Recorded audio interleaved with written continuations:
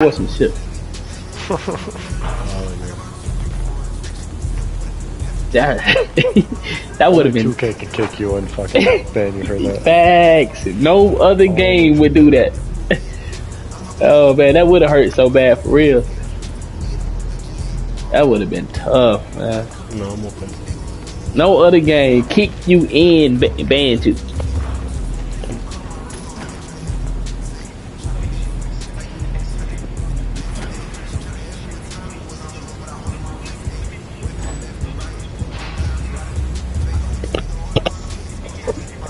Hey, I ain't trying to get them a free dub. Okay, yeah, the ceiling can shoot. Okay, I didn't see that last time. All right, good D. All right, you there? Oh, that's a bad reach. You're not even. You ain't even dribbling the ball. Good D.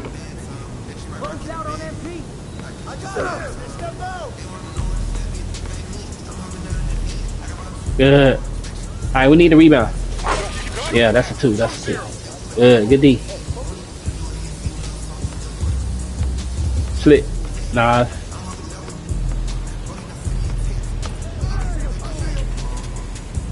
Good pass. Late pass. Pop to the middle, K.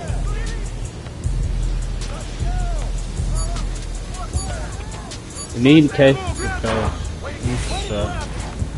shot. I don't know what happened after the first 2 days. I just can't shoot. All good. Keep playing. Play some D though. Yo, what are we doing? What are we doing?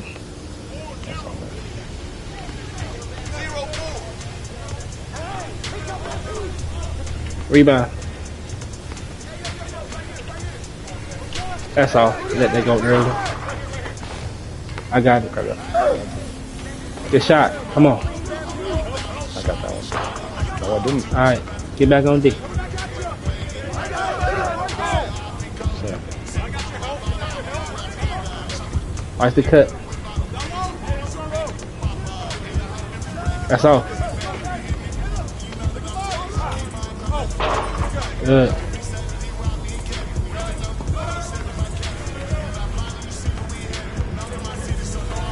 Come on. Come here. There we go. Alright, pay attention. Good way to get back. Sweet. Alright. Good. Good. Try. Get back on your dude. Yeah, good. Yeah, just stay. I got my back turned. K, stop at the wing. Slick cut. Come on, Slick. Knock it down. Good shot. Yo. Good shot. I thought that called offense interference. Stay.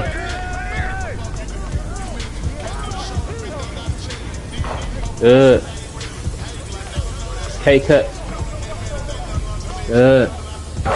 Good. Good. 4 points. Come on. They missing. They taking some tough hits. Making me turn my back.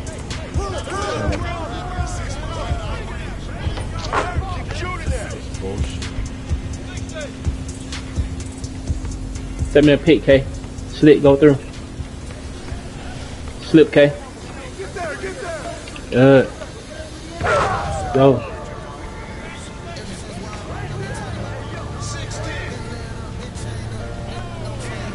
I'm still here.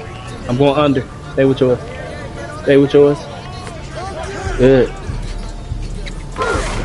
Gotta hit that, Slick. When that, all right. Should I reach on that or Nah, just go ahead and switch it and head? Nah, just step in front of it. Okay. If he that close, if he too close for you not to be Try reacting. to pinch, right? Yeah.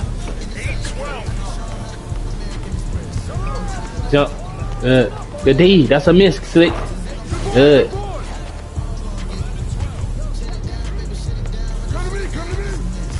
Rebound. Let's go home. Let's go home. I'm going under. Good. Stay. Good. Good. Good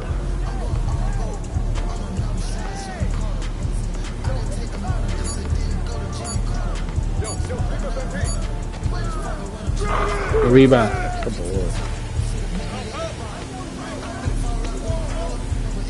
Good pass. Slick middle. Hit me, Slick. I got low pass. Let's go. Wow. Yo, come on, bro. I missed that layup, dog.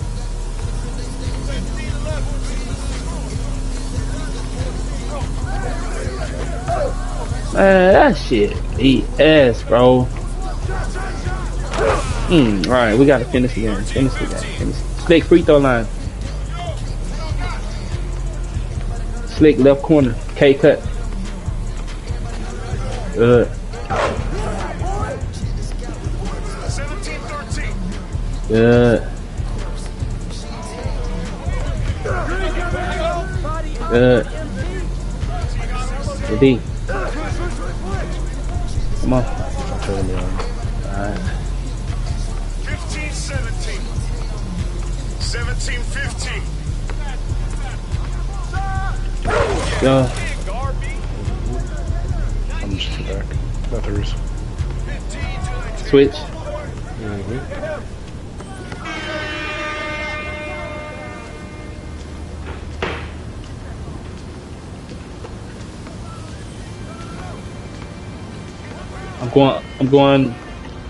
I'm going under.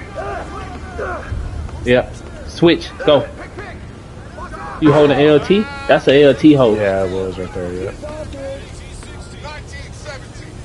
I let go of it, but it just wasn't one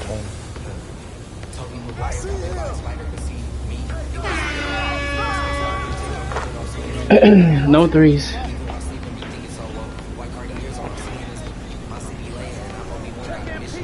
Stay. Good. That's all. Ooh. Slick cut. Good. Let's go. I'm out of here. I know that win, that loss was a fluke. Yeah, because we were winning. Then I got kicked. And we had the ball. Yep. Good game, good game.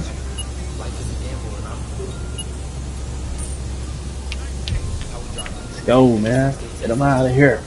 Bow.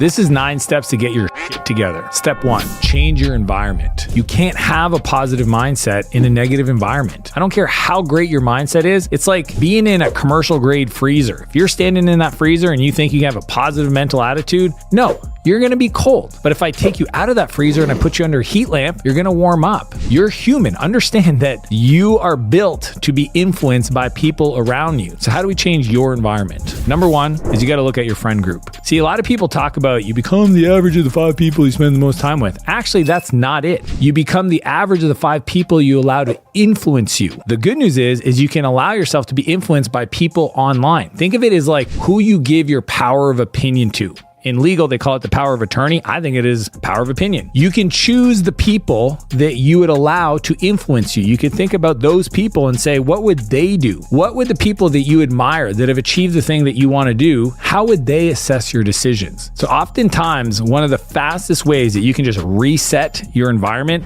is to move. Change cities, go to a new school, take a new job. I know that sounds crazy for a lot of you, but I've done it several times in my career, and every time it's allowed me to reset who I wanted to become. Not that there's anything wrong in who I was at my core, but I knew if I wanted to go to another level, I had to be around people that were way higher and further along than me. I believe that my vibe attracts my tribe. So if my energy is good, I'm going to attract other good people. The problem is if you're the smartest person on your street, if you're the richest person on your street, you got to move streets. If you're the wealthiest person amongst your friend group, you got to find a new group of friends. If you're the big dog in your city, find a new city. Your container, where you live, communicates your identity. to everybody else and to yourself. And if you're not absolutely freaking proud around all the things around you, then you got to upgrade your identity. You got to upgrade your friends. Here's what I believe. Most people are scared to let go because they're worried that they won't find a new group of friends to hang out with. But you won't have the time in your calendar to go even explore. You won't have the time if you don't start saying no. Saying no to your current life allows you to say yes to your potential future, which leads us directly into step 2, which is just fucking do it. There's a reason why it's a license plate on my car. A long time ago, I discovered that the gap between knowing something and doing something is the delay. As soon as you know, you have to default to action. If you're reading a book and there's a passage, a chapter, a paragraph that you're like, damn, that's really smart, put the book down, go do something with it. If you're talking to a mentor and he gives you advice and you're like, oh my gosh, that's so smart, why am I not doing that? Go do it. If something I've ever shared with you moves you inside, you have like a feeling around it, default to action. It's all about closing the knowing and doing gap where there's no more gap. JFDI, just freaking do it. Most people sit there and they overanalyze and they think about it and they ruminate and they spiral in their head. Is this the right decision? What would happen? What will people think? How about before you get inside your head, you just do? Most people would rather play it safe and talk to people about their decisions, their actions, doing the thing than actually doing the thing. And it's funny because they'll waste time, 10 times more time, talking about it, thinking about it, writing it down. How about no writing it down and just doing it? How about no scheduling and just doing it? How about no planning for it and just doing it? That muscle is the muscle that has to be built for entrepreneurs to take advantage of opportunities, which leads directly into step 3, which is don't blame anyone or anything. Go look in the mirror. After I got sober, I found it interesting. I didn't tell anybody what I was doing or how they should act, but over time, everyone around me got sober. Everyone around me decided to quit drugs, stop drinking so much. In my life today, many people don't even drink anymore. And oftentimes I get messages saying, hey man, I've been sober for 9 months thanks to you. You shared your story and it made me really reflect on what I was doing in my life. What I love about that is they decided to not blame other people. They decided to take control of what they had the power to control. See, if you defer your power to somebody else by saying it's like, well, I could do it if my wife was on board, then you're making your change dependent on somebody else who you cannot control. My philosophy is very simple. Nobody has to change for me to win. If you want to see people change around you, then you have to be the example. In a relationship, I think it comes down to this. I will focus 100% on me, and I'll expect that you focus 100% on you so that we both have more of each other for each other. Think about that. Many people use other folks in their life as the reason for failure. I can't do this because I have kids. How about because you have kids? How about because you have a family? How about the fact that your parents were obese and unhealthy that you decide to get in the best shape in your life so that you have the chance to have any kind of influence over these people versus using them as the reason you can't get your stuff together? Most people would rather point to somebody else, which is interesting because when you do that, you have 3 fingers pointing back at yourself. It allows you to not be accountable, allows you to not have to be honest with yourself, saying that person, whether they did that or didn't do that, doesn't change the way I responded. I could have used that as feedback to go be better, but instead I'm like, oh, that's the reason I can't win. Or you could go, I created this situation, I allowed that person in my life, I decided to have a relationship with that person. These are all things you can control, and don't give the power up to somebody else to take away the power for you to change your life. Which leads us directly into step 4, which is it's easier to avoid the dragon than to slay it. Most people that want to get in shape, the number one move they could make is to grab all the junk food, all the snacky stuff, all the things that they know would be a slippery slope if they ate, and put it in a box and give it to somebody that needs the food. It's easier to avoid the dragon than to slay it. Most people are like, oh yeah, no, I've got mental toughness. You could do that, or you could just design the game to be easier to play. Before I go to bed, I put out my clothes for the next morning. Why? Because when the alarm goes off at 4 a.m. and I got to get up and go to the gym, if I don't have things just set up properly and I'm trying to like overcome the desire to not get up that early, there's a good chance that I'm probably not going to make the best decision. If you go to a barbecue, you can decide to show up after everybody's eaten and then enjoy the festivities without having to be enticed. Just make these decisions. It's always easier to avoid the situation than to try to bring on the motivation and the mental toughness to say no. I just decide to avoid the whole situation altogether. It's like a family gathering. When you know if you go there, your uncle's going to say something and then he's going to talk crap and then you're going to have to respond, or you can just not go. You can decide my mental health, my emotions, I'm just happier when I'm not around that person. You're allowed to say no. I coach so many people on getting their fitness together and they go, well, I don't want to eat different than my family. And I go, why is that? Well, I don't want them to feel like I'm better than them or that they feel guilty for eating in front of me. It's like, well, when you go to a restaurant, do you eat the same meal as everybody else ordered? No, you don't. So don't lie to yourself that other people's feelings, that's what it is. Most people use other people's feelings as the reason to not stay consistent, as the reason to not avoid the dragon. You're allowed to take all the food and throw it out. And if somebody wants to have a certain type of food, have them save it somewhere else in the house. Be like, hey, put it in a cupboard where I'll never go to. Don't invite me to that family gathering. Going forward, this person, I don't need them in my life. Please don't invite me to anything they participate. You can ask people to support you in your dreams and your goals so that you don't even have to be the person that makes the decision. Just make it once, let them know, hold the standard. Which brings us directly into step 5, which is stop being so critical of yourself. I know this all too well. I actually have a guy on my team and it's supernatural, but anytime something happens that he sees that he's involved in or even arm's length, he thinks it's about him. He thinks he did something wrong. And I get it. Sometimes this happens to me where somebody will say something and I think, well, did I say something wrong? Like, why are they upset? And it's not even true. What's crazy is most of the time that person on my team is worried, when I ask them why, the situation had nothing to do with that. So here's what you do. First thing I want you to consider is to lift your head. Instead of looking at your feet and worry about like, is this about me? Is this about me? Is this about me? I want you to lift your eyes up and look over the horizon. Focus on a vision. Focus on the future. Focus on what are you trying to create? Who are the people that you want around you? Who can you serve with your message? Who can you serve with your services? Tony Robbins says this often. If you get inside your head, you're dead. When you see yourself spiral, do one of 4 things. Number 1, gratitude, vision, future I'm trying to create. 3, workout. 4, go help somebody. That gets me back on the path and helps me spiral up instead of spiraling down. What happens is high performers have the tendency to be really hard on themselves. There's a thin line between being hard on yourself that impacts your performance versus hard on yourself because it's feedback for you to get better. The difference is where the feedback's coming from. So that's why you want to pay somebody else to give you feedback. Because when I pay for coaching, that information lands differently than when I'm saying those same words to myself in my head. People beat themselves down because they create the situation that they want to move away from. They need the pain to be able to push against it. Instead of the feedback from somebody else is trying to make you better, then you're going to want to live up to their expectations, not necessarily push away from the pain that you've created by trying to tell yourself how bad you are to try to push you forward. That desire to step into somebody's greatness that they see you through their eyes is way easier than trying to overcome the negative talk that you use to propel you forward, which leads us directly into step 6, which is replace your negative habits with positive habits. When I stopped smoking,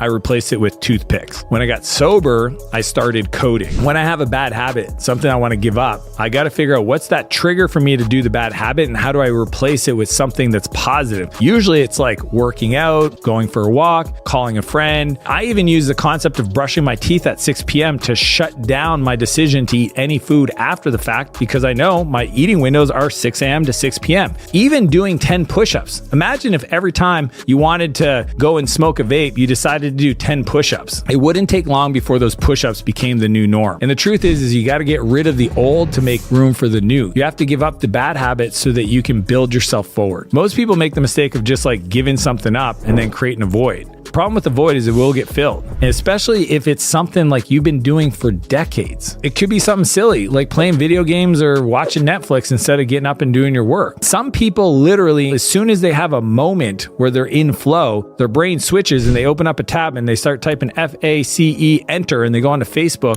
and they have browser blindness and they come back 3 hours later going, what did I do with my day? In those moments, you need to design the situation to replace the old habit with something new. Honestly, if you need to use apps apps to block your internet browsers or certain websites, or you need to create some accountability or use a timer or play some music or whatever it is to create the scenario, the best way to replace a bad habit is to use something positive that takes over, which leads us directly into step 7, which is dedicate yourself to 1,000 days. Over the years, I've discovered that most people overestimate what they can do in 1 year, but drastically underestimate what they can do in 3 years. And I call it a dedicate. Choosing to be consistent around some new positive habits. Things like waking up earlier, reading 10 pages of a book, going to the gym, reading affirmations, gratitude practice, meditation, whatever it is. If you can dedicate yourself to betterment, trust me, in less than 3 years, you'll see an impact right away. But it's the consistency and the identity building and what it tells you about who you are. See, most people feel like they lack confidence or they don't have self-worth or they feel like they're not good enough. But the truth is it's all the times you made a decision that you didn't keep, especially the ones you made to yourself in private, that eroded the ability for you to feel better about yourself, to build that confidence, to think bigger,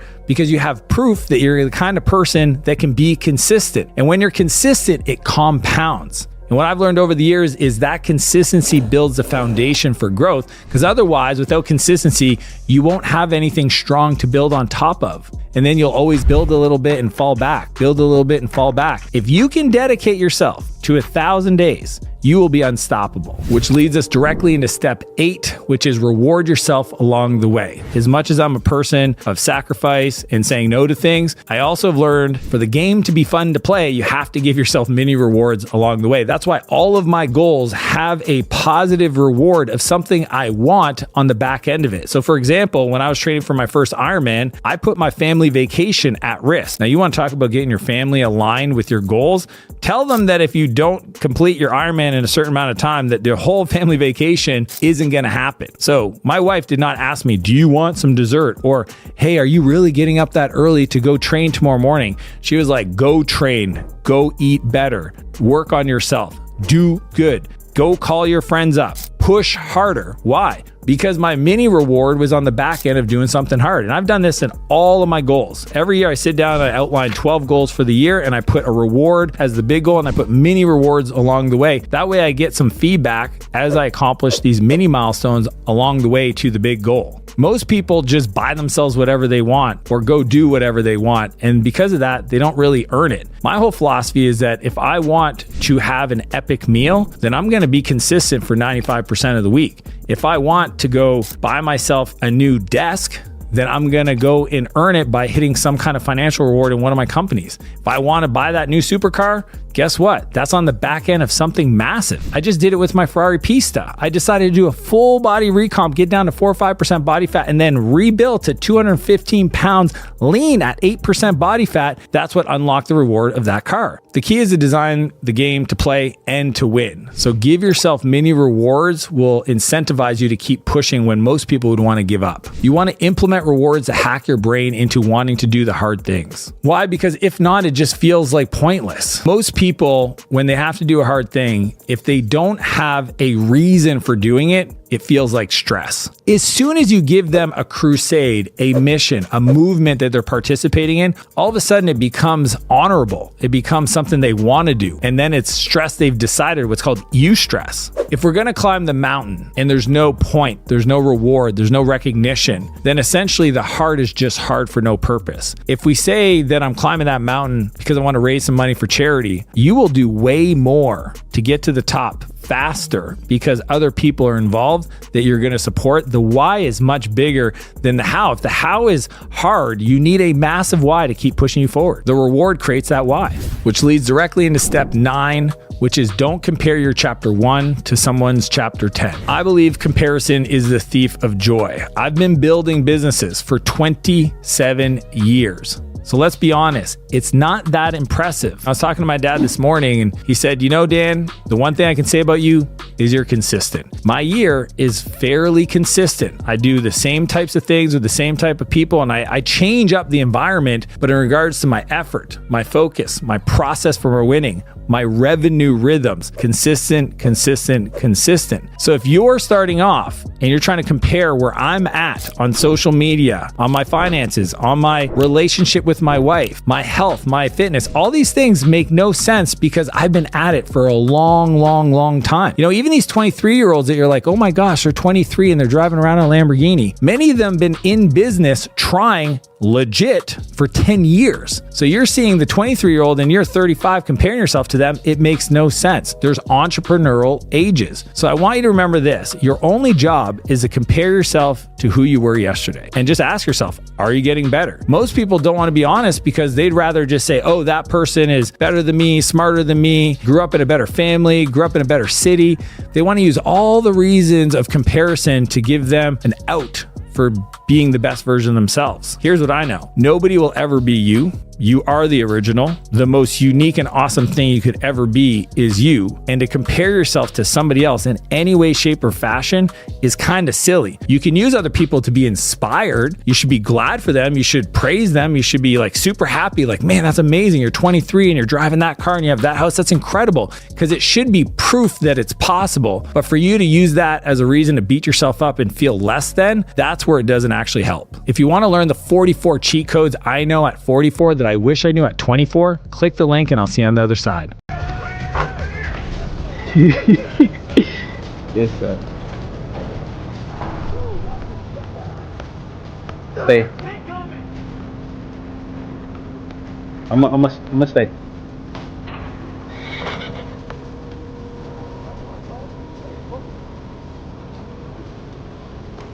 Short wrap to the middle, Henny cut to the paint. And pass.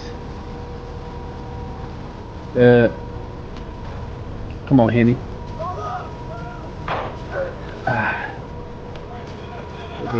Let me get back.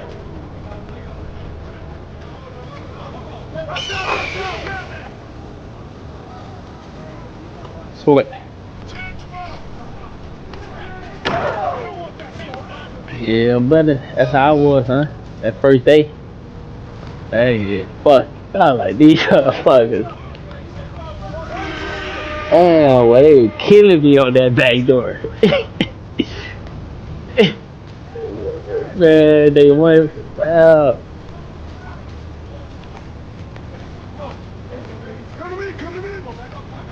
Stay.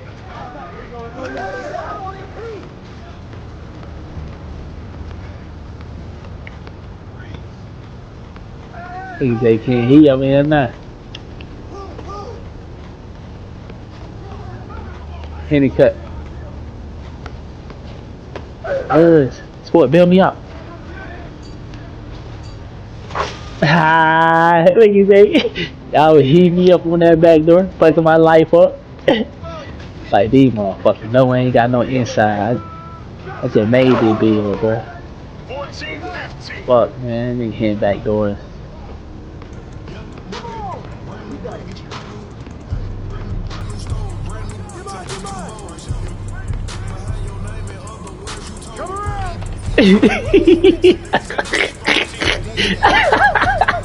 That nigga was lost.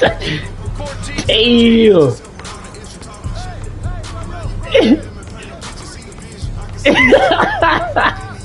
Yeah, nigga was done.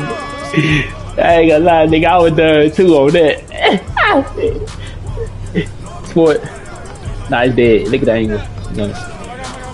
Nah, I know what I be doing though. Nah, I ain't gonna cap. Nah, I tried to do it. Tried to dunk. Oh my. Good call. You can't play with me. 16 and 17. Sport. That's big. That's big. That nigga said he down the hog in there. Nigga let that analog go. Stay there. Stay there. Yo, pick that up.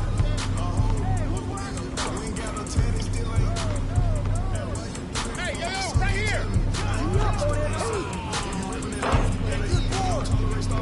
Good try. Yeah.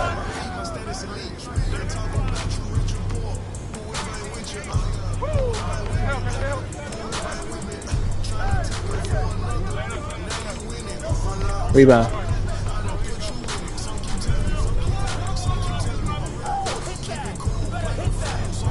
What? You called it. GG. Good shit. Damn, boy, down there find that gas up.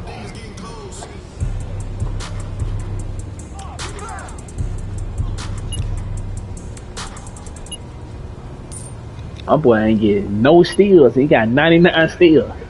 He gotta do better.